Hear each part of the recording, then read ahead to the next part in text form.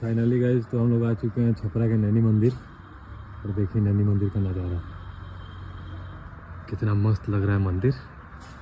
आप लोग भी आइए घूमने यहाँ, बहुत मस्त मंदिर है। लगभग सारे भगवान के यहाँ प्रतिमा स्थापित किया गया है। और बगल में मेला भी लगता है, ये भी मंदिर ही है तो बगल में मेला वाला भी लगा हुआ है। दिखाता हूँ आप लोगों को नज़ारा।